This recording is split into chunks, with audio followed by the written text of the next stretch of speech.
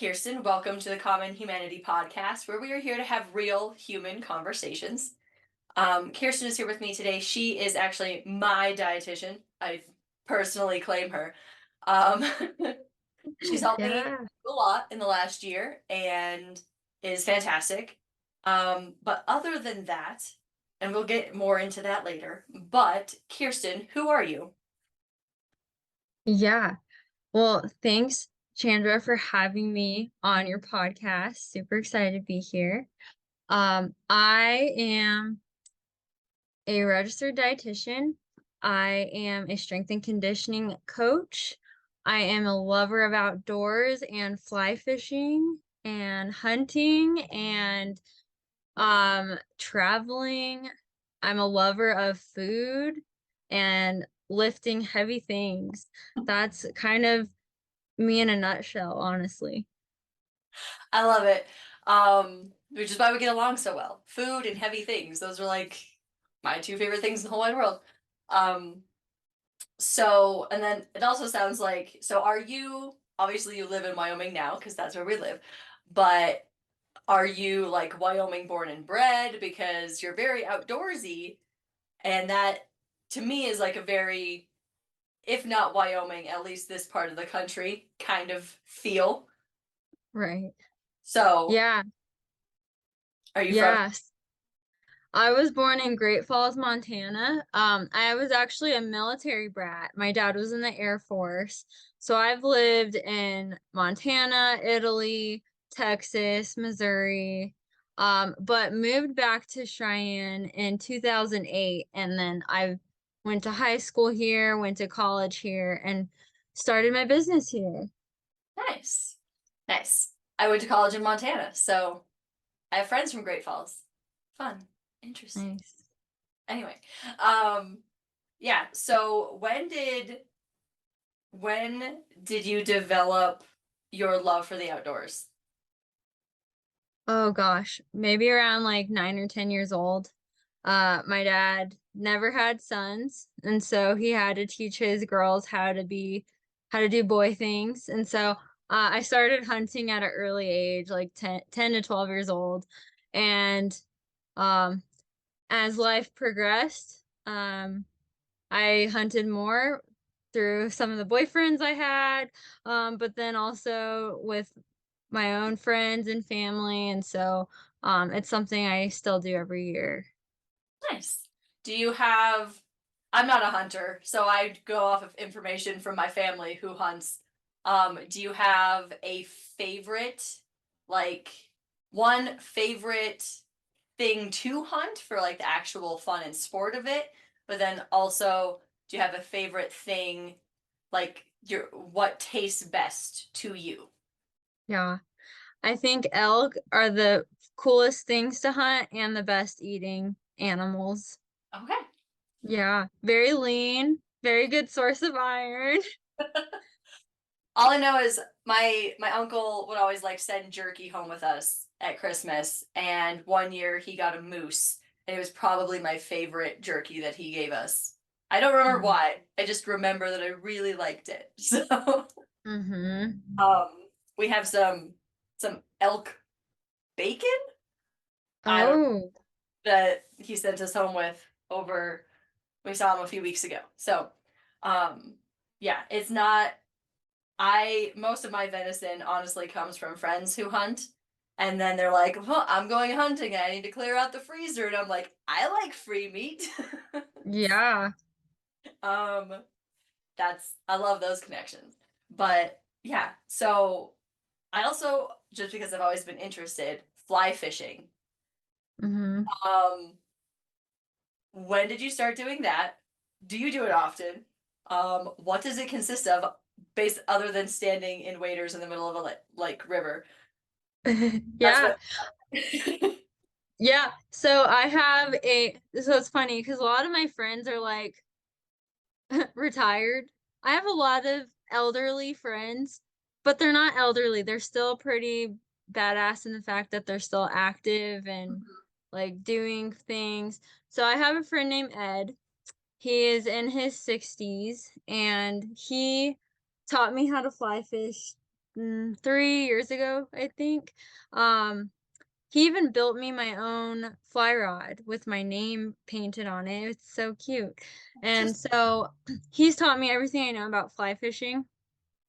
Um, but it consists of, well, I like it better than spin rod fishing because you can kind of just keep on moving. You don't have to cast and then just wait, mhm. because that could get pretty boring. But um, yeah, all you need is your fly rod and a fly to tie on, and really that's it.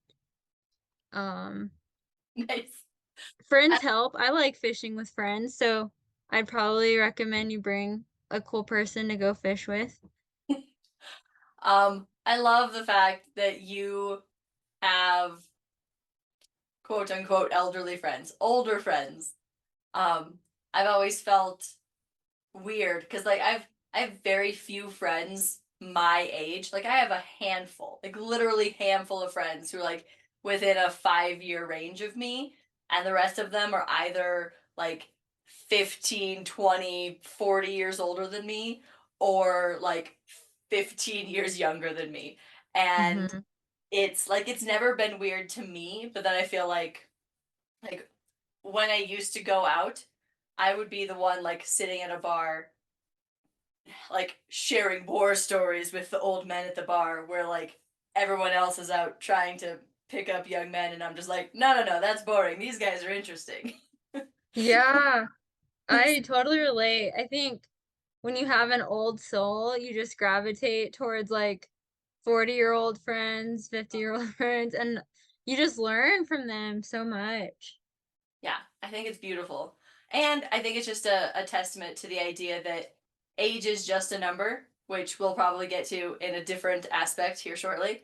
Um, But I mean, we're all humans, and people who are 60 years old have a lot of experience and a lot of knowledge and a lot of stories and things that they can share with us. And it doesn't even have to be in the sense of like sharing their wisdom, but like the ladies that I coach in the mornings, they tell just some really funny stories that, you know, people my age just don't have those stories yet. So I just Mhm. think it's really fun. Um, okay, so then kind of veering off to the professional side of things, when and what made you decide that you want to be both a dietitian and a strength and conditioning coach? Yeah, my story goes way back, honestly. Like, so I graduated high school and I went to UW.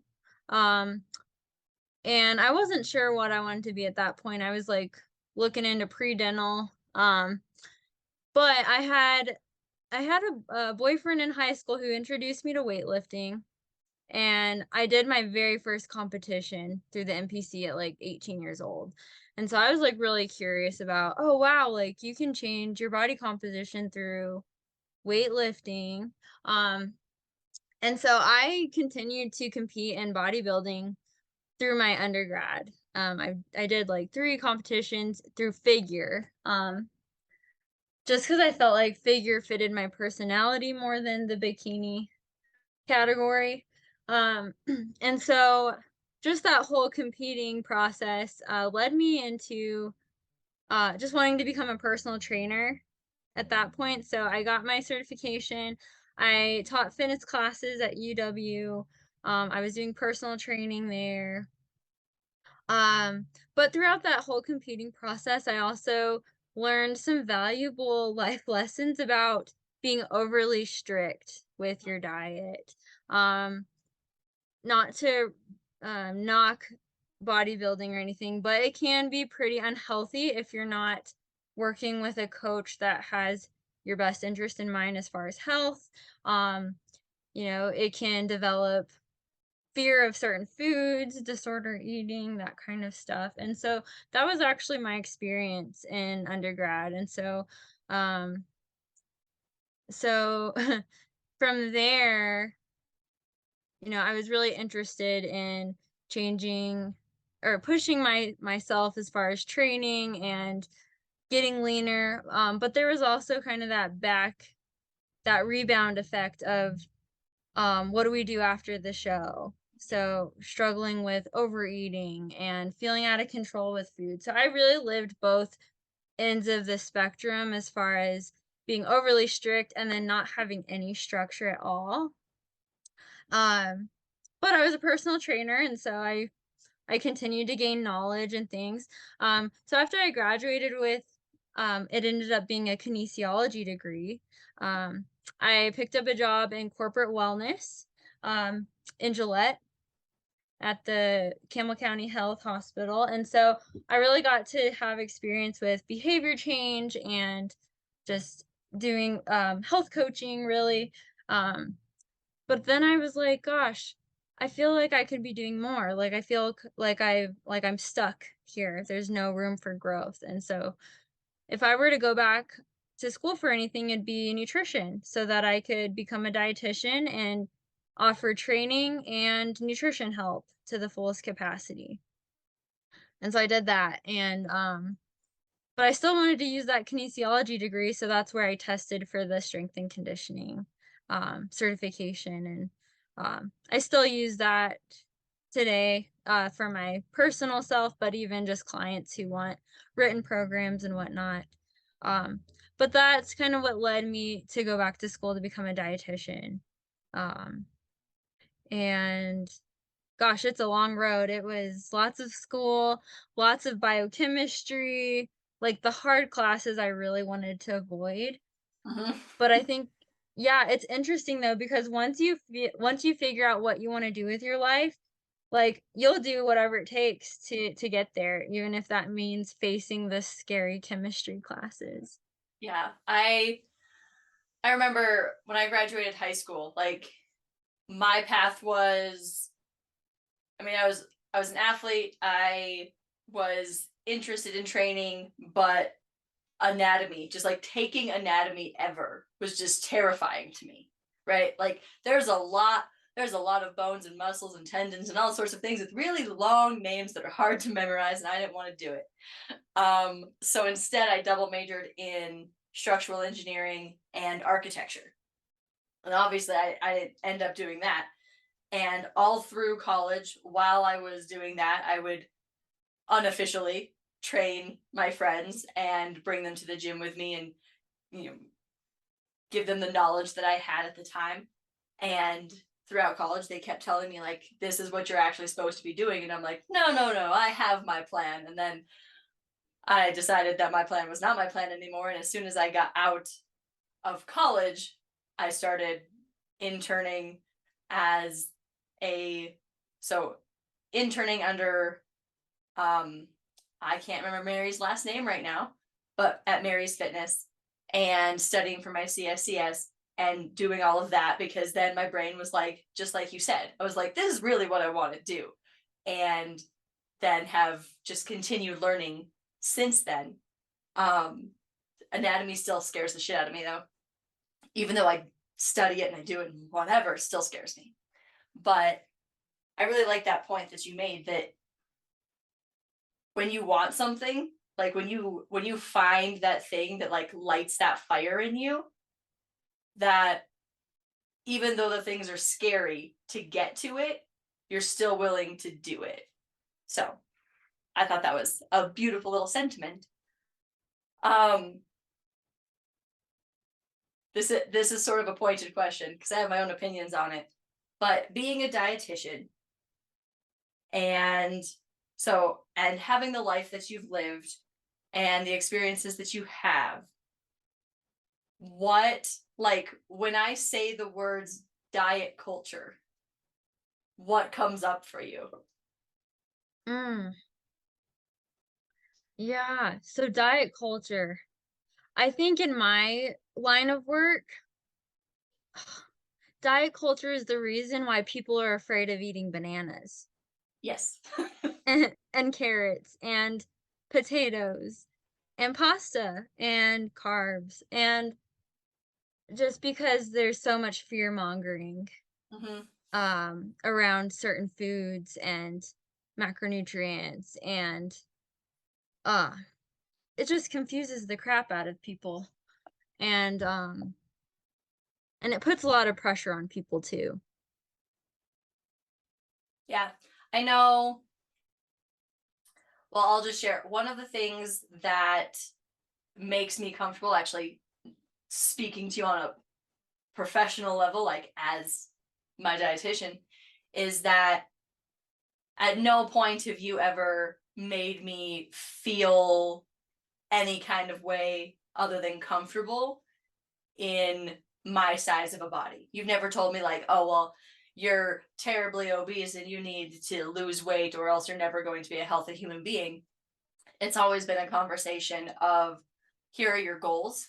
This is what, like, this is what you want to do. This is where you're at. This is always the mental check-in, because sometimes life is mean, and always coming back to like, okay, how do we find that balance and how do we get you the nutrients that you need, and um while doing it without that over the top restriction, that if you just like jump on the keto bus or the Whole30 or whatever other bus you want to jump on, it gets really restrictive really fast. And that's always been one of the things with you that has been just brilliant to me, is that there's that level of comfort of like that humanity of like, okay, so you ate a cinnamon roll. That doesn't mean that you're a terrible person. It doesn't mean that you're never going to reach your goals, but where do you go? Like, how do you also get your protein in, and get all of the vitamins and minerals that you need, because as delicious as cinnamon rolls are, there's not a lot of those vitamins and minerals in there, Mm-hmm. So what has your experience been? Not, I mean, you can use me as an example if you want to, I don't care. But with clients, do you feel like there's more, like, how do I want to word this? Do you feel like you have more clients come to you ready for a dietitian, or do you have more clients come to you expecting you to like give them a meal plan to fix their lives, Mm-hmm. and more like educating them of like what nutrition is meant to look like? Mm-hmm. Yeah, you got it out. I like it. So it's so funny because I think when people think, okay, I'm gonna go meet with a dietitian, they automatically think I'm the food police, Mm-hmm. that I'm gonna smack their wrist for eating a candy bar, or just tell them how bad their diet is.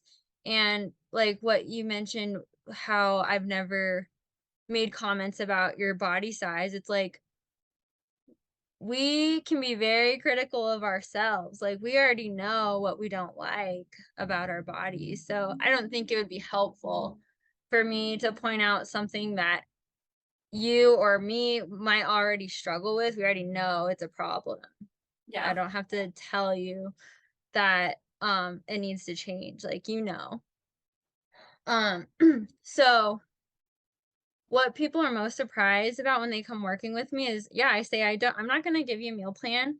We're gonna work together to identify your barriers, like what are those bad habits that keep you stuck? And we're gonna develop strategies so that you can be consistent with fueling yourself, knowing what to eat. Um, because I want you to be the expert of your body. I don't want you to have to rely on a meal plan, an influencer diet, a um keto diet, whatever diet. Like, I want you to be able to have that empowerment to say, hey, I know how to build a balanced plate. I know how to meet this amount of protein per day. I know how to incorporate balanced portion sizes of ice cream and not feel guilty. Well, that's what I teach. Yeah, I love that. um that last part. First of all, just because ice cream is delicious, even I've even started to find non-dairy ice cream that is delicious because technology. Um, but it's having lived through a literally like a lifetime of disordered eating. Um, very recently in my life, and I know you already know this, but I have learned that there's no good in bad food. Like I always like to refer to it as optimal and suboptimal, right? Like Mm. donuts aren't bad.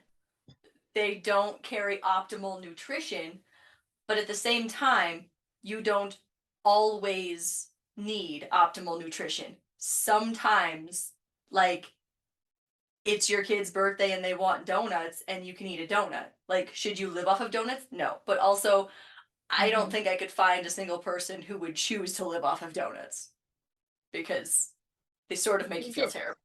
Yeah, you get sick of them. Um, and I think you have such a good point there too. It's like when you can incorporate balance in your life, you're gonna reduce risk of overeating on things. You're gonna you're gonna look forward to those foods more often because you've strategically placed them in your week so Mhm. that instead of mindlessly eating them, you're planning to enjoy them and not feel guilty about it. Yeah, and I think that's it's so much it's like a breath of fresh air when you realize that you don't have to not have things you enjoy and you're still healthy.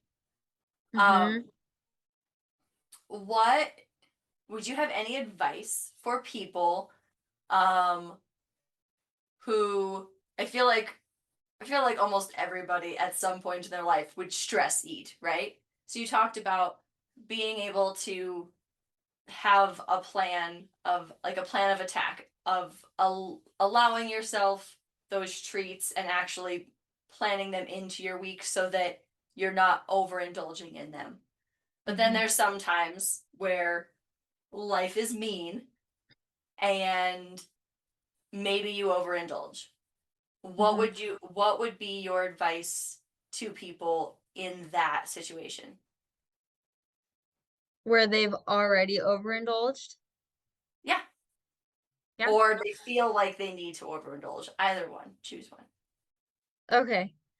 Well, step 1 is being aware of your emotions, like, "How am I feeling? What do I need?" I always joke about when I go and just open the fridge, um, like, randomly, I'm like, "Am I looking for answers right now?" Like, I must be looking for answers. Um, but I think, like, life is gonna kick you in the butt sometimes, and that's just part of it. Same thing with your health journey, like, we need to expect that there's gonna be highs and lows. Your motivation's gonna be high, and sometimes it's gonna be super low. You're gonna get sick some weeks, and you're not gonna be able to train. You might have a low appetite. You might have a raging appetite because it's your cycle that month, right? And so it's like, we should not expect to be eating perfect all the time and for everything to go 100% because that's just not how life works. But I think the more we can have helpful tools in our back pocket, um, and also just giving yourself grace and not go into the "F it" mentality. That's Mhm. what gets a lot of people. Something goes wrong and then they say, "F it. I don't care about eating healthy. I don't care about training. I'll start over next week." And the sooner you can just brush yourself off when you hit a speed bump, the better. Don't wait till next week. Don't self-sabotage and eat your whole fridge. Like, you can start again at the next meal. If you can't train, you can go for a 10-minute walk and you're starting again in that very moment. Yeah. I know because I follow you on Instagram, right? Sometimes there's little stories of you like going for your little 10-minute walk. Just and one thing I always like to talk to people about is the concept of neat because as a personal trainer, people, you know, oftentimes come to me and they assume that my job is to help them lose weight and get in shape. And There's a lot of science behind it, but without going into that, like exercise alone is not very efficient for losing weight. It's definitely part of a it's a piece of a lifestyle and all of that. But Mhm. one of the things that is really helpful, especially when you're talking like running on a treadmill for 20 minutes isn't going to overhaul your entire life, right? But increasing NEAT, so I always my brain nope, can't. I can always use the acronym and my brain can never think of what the acronym actually stands for. Do you I know think what it's I'm non-exercise activity thermogenesis. Yes, that's what it is. See? So Yeah. it's all the movement you do that isn't going to the gym.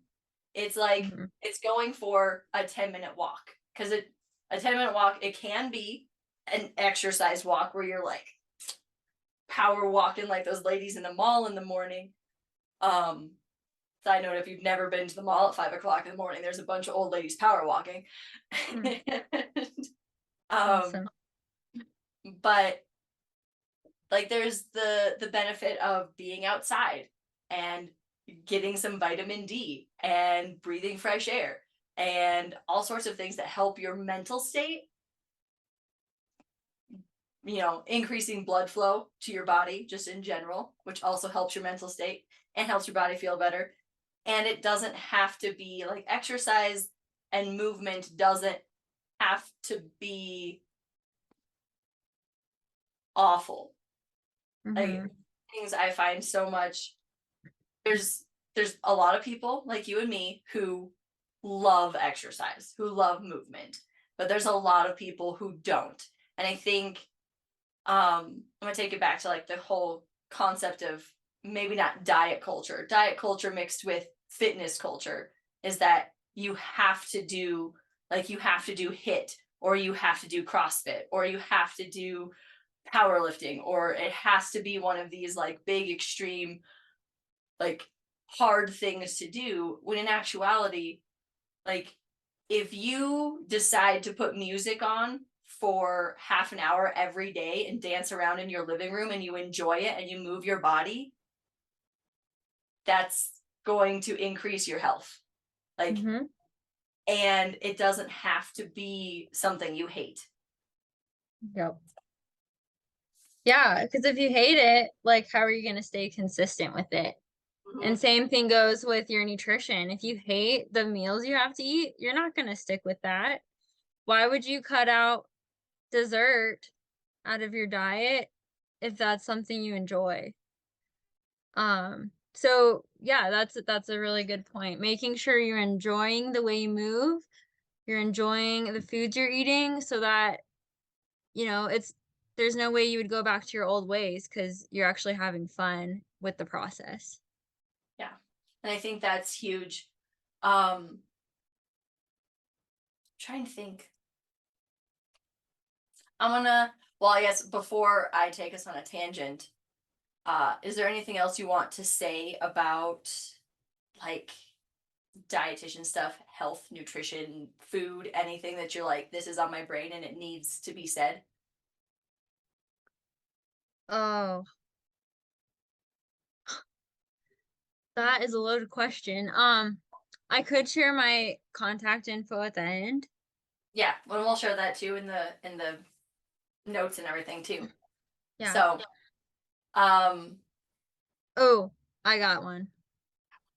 okay. Okay. So many people who attempt to lose weight or, go on a fat loss journey, they stay in a calorie deficit for way too long, like months and months and months. And they don't give their body and their metabolism that break of maintenance calories. And so, I mean, that's why you see the yo-yo problem because they don't strategically plan phases throughout the year of like, okay, 16 weeks, we're going to pursue a calorie deficit. And then we're going to reverse diet into maintenance calories. And then we're going to hang out there through the holidays because we're going to be eating more food. So why would we try to pursue fat loss, when it's there's more food around, for Yeah. example. Just that concept too, like periodize your nutrition just like you would periodize your training. Yeah. And I think that is one of the best reasons to work with a professional, because I feel like, I mean, you and I know what periodization means. And if you walked into any gym in town and walked up to some average person on a treadmill or doing bicep curls and you ask them what periodization means and what their training looks like, because that's so like one of the conversations I like to have is the difference between exercising and training, because exercising is moving your body and that's great. Training, like you have a goal to hit, like whether it's lifting more or getting faster or losing weight or whatever, you have a goal that you are working towards and you have a system to get there. And exercise is still good for you, still very good for you. I'm never going to tell you not to exercise. That's not true. I will tell people not to exercise because there's a time not to exercise, which was a hard lesson to learn.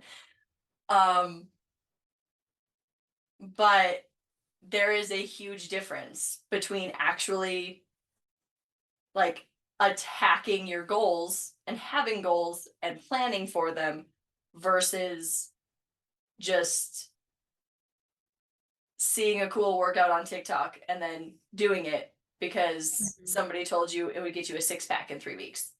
Mhm. Which, just as a note to everybody out there, everybody has a six pack. It's just whether you can see it or not. Right. That's so true.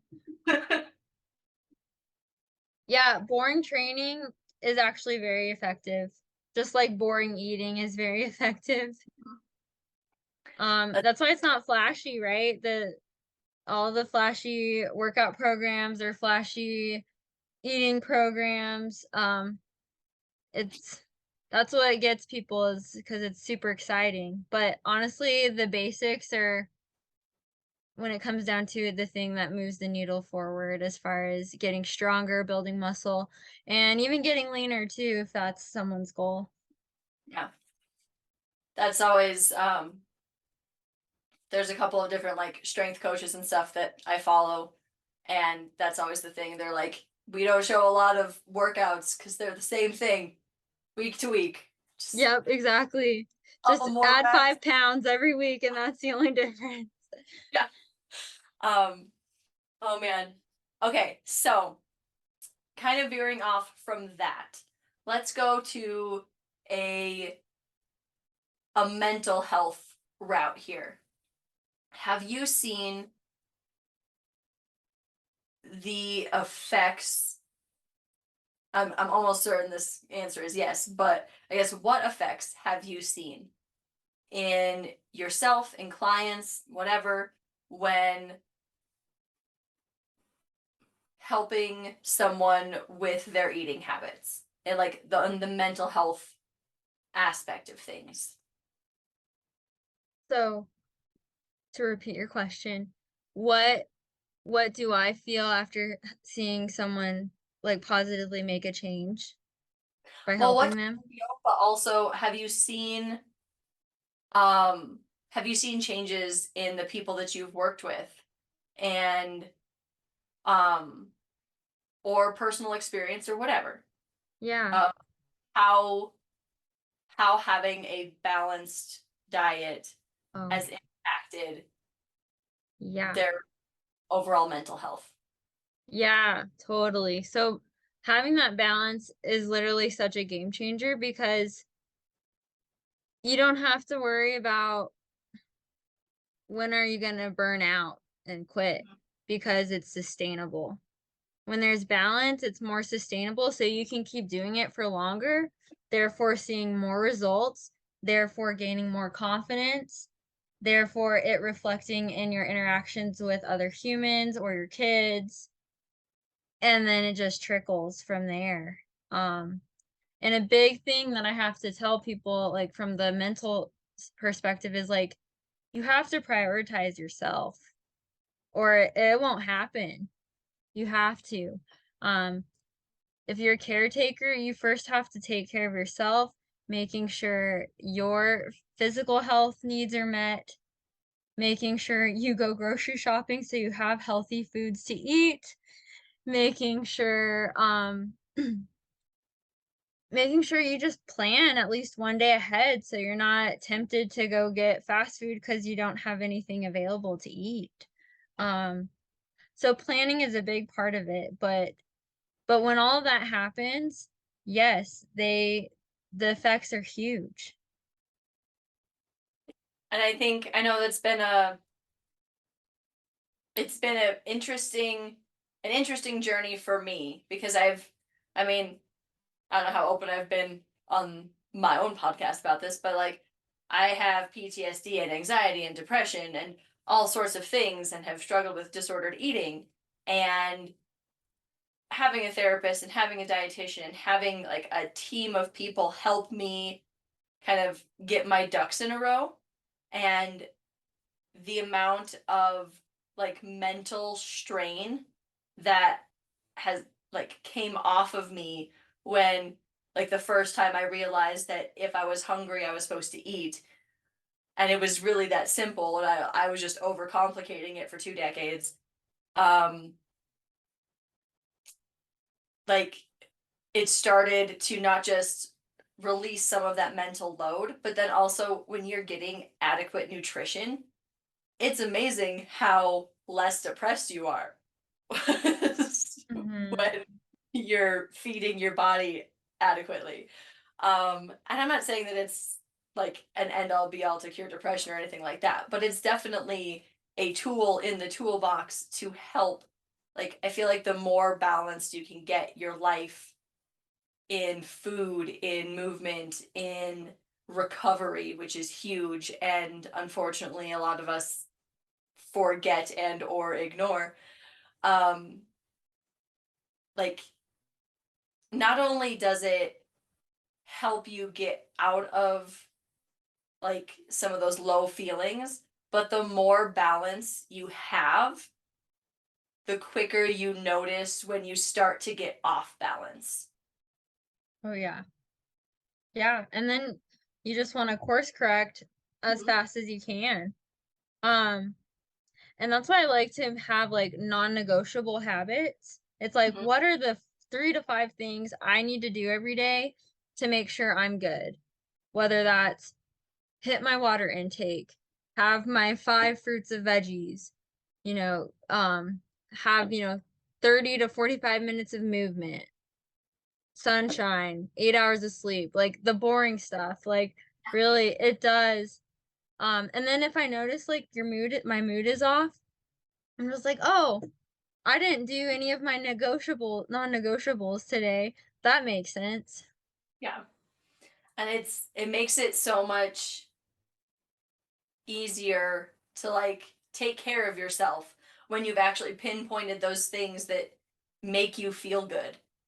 Like Mhm. a, a good hearty breakfast is one for me. Like when I if it's a rushed morning and my kids are driving me up a wall and I need to get them to school and I don't get my breakfast, like I have to wait half an hour later to eat my breakfast, like that by that time I'm cranky, like my stomach is like growling at me of like, hey, where is our food? Like I start to like I feel yucky, right?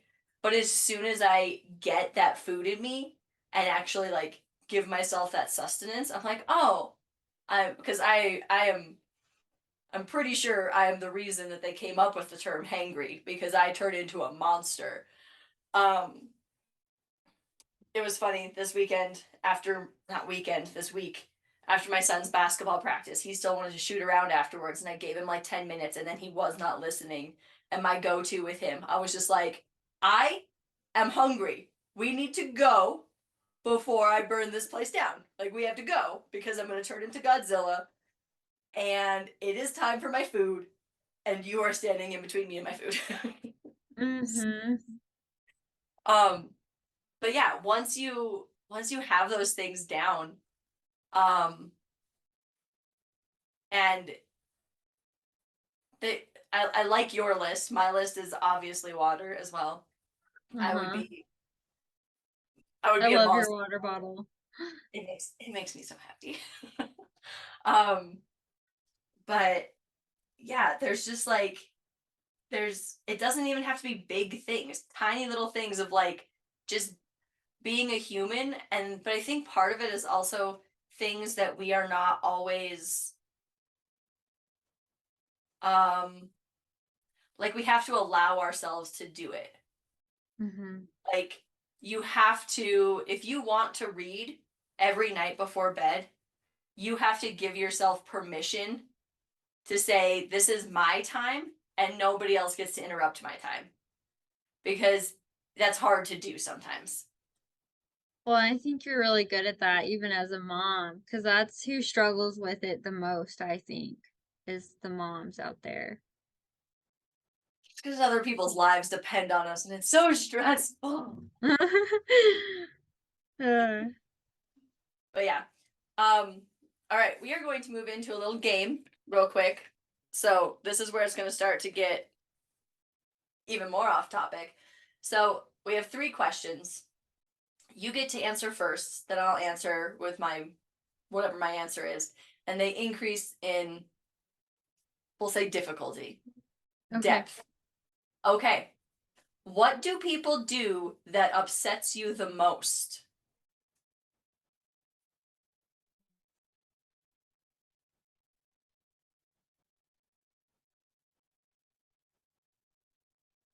You go first. Okay. Okay.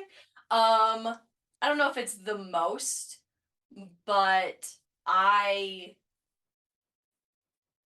I don't like there's I have so many pet peeves, but we'll go with I don't like people talking down to me or to others. Like I don't like people belittling others for any Uh-huh. reason. Like even if they're saying something stupid, you don't have to point it out. Like Right, right. so Yeah, that's a good that's one. my list. I would say just maybe gossiping. Mhm. Yeah.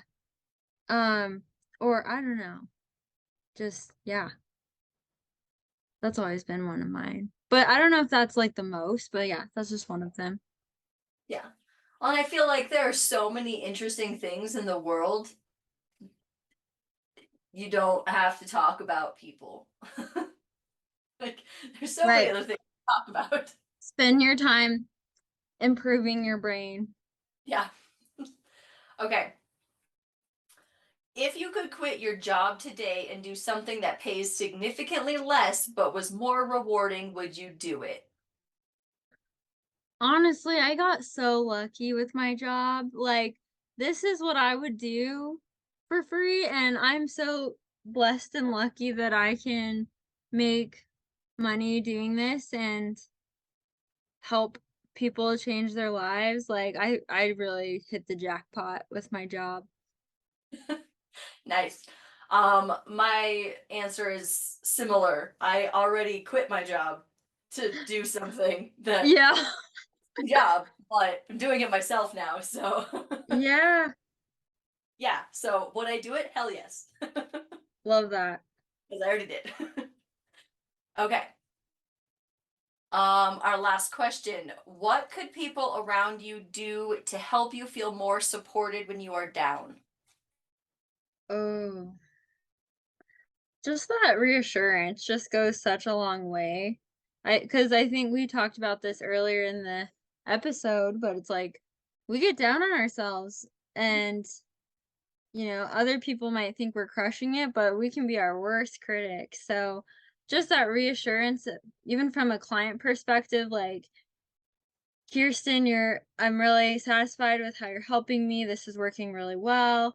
Just so that I know too that, I'm providing the best service that I can, but even from personal people in my life, just reminding you how far you've come too, because sometimes we do forget about that. Well, two things I want to say to that is one, Kirsten, you're killing it. You're fantastic. I just wanted you to know that. Oh, thank you so much. Two, I was having this conversation yesterday because my life has been a little stressful because my children are in everything. Um, and I told my little brother, I was like, here's the thing, like there's this quote that says, just because I carry it well doesn't mean it's not heavy. And it was like right Mm, after we left the gym. I was like, it's the same thing. Just because I can squat over 300 pounds does not make 300 pounds any lighter. Just you're such a because beast. I, it is getting Mm, better. Oh my God. mhm. Anyway, That's a I'm good excited. quote. But yeah. And so it's that thing. Like we always, a friend of mine a few years ago, like I was in the middle of a mental breakdown and he told me, he's like, you have such composure. And I was just like, I don't have a choice to not have composure. I'm in charge of other people. I'm in charge of small living creatures. I have a staff to think about. I have like all of these things. I don't have the opportunity to just break down whenever things are hard. Just because it's just because I carry it well does not mean it's not heavy. So that idea of checking, like check on your strong friends, right? Yeah, Like that's so good.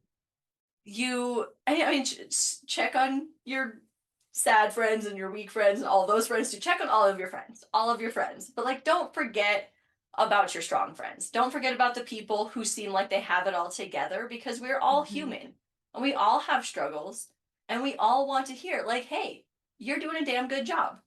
So mhm. I think, yes, I like your answer. That was my point. Um, You're doing a okay, and then damn good job. thanks. Okay, so what was the question again? What could people around you do to help you support you when you're down? So mine is anticipate my needs, which there's a part of me it's just like it's nobody else's job to anticipate my needs, but I have recognized um especially in my my relationship, like my boyfriend now, the first time when we were still friends, we went to a concert and like he offered to throw away my can of water for me. And my brain was like, what? What? Like, I was going to eventually go to the trash can. I can take care of it. It's totally fine. And it was just, he was like, yeah, but like, I was closer to it. I could reach the trash can. I could just reach and do it. So it, like, and it's like tiny little things. It doesn't have to be like, hey, you need to like come overhaul my life for me. But having someone who recognizes you're tired, like, hey, you should like I'll take care of Mhm. doing the dishes. You can sit down and relax. Having someone who recognizes like you are about to become a hungry monster, eat a Snickers. And it I brought you doesn't tacos.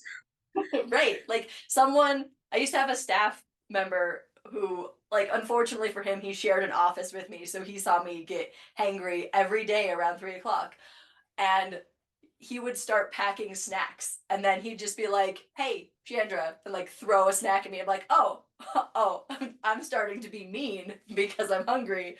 And you noticed because you're anticipating my need, like, um, but yeah. And I think a big part of that too is like, and I can't say that I have this perspective from anything other than a mother because I've been a mother for almost 10 years now, which is just strange to Mhm, me. Um, my kids are growing up and it's sad. But um, I spend like my life anticipating the needs of others. Like, I know my kids need food, I know my kids need clothes, I know my kids need their homework checked, and like, there's just all sorts of things that like live in my brain of everything that has to get done. And every once in a while, if someone recognizes that I also have needs, and is like sort of that reminder of like, hey, take care of yourself, because mhm. sometimes we forget That's where I feel like anticipating the needs comes in. Yeah, that's my Love share. it. That was a fun game. It was. It makes me happy because I like learning things about people. All right. So, um, before we close this down, I'm gonna ask you one more time. I know I asked you once before, but it doesn't have to be nutrition-ish, anything. But if there's one thing that you want people in the world to know about anything, what is it? Like it could be your favorite color. I Anything. don't care. Yeah, anything. Okay. The one thing I want people to know is that you were uniquely made and Jesus died on the cross for you, so that you could live in eternity with him. And he loves you so much. And believing in him is the best decision you'll ever make. Okay. All right. Cool. All right. Well, that is it for the Common Humanity podcast. Oh my goodness. The Common Humanity podcast, where we are here to have real human conversations.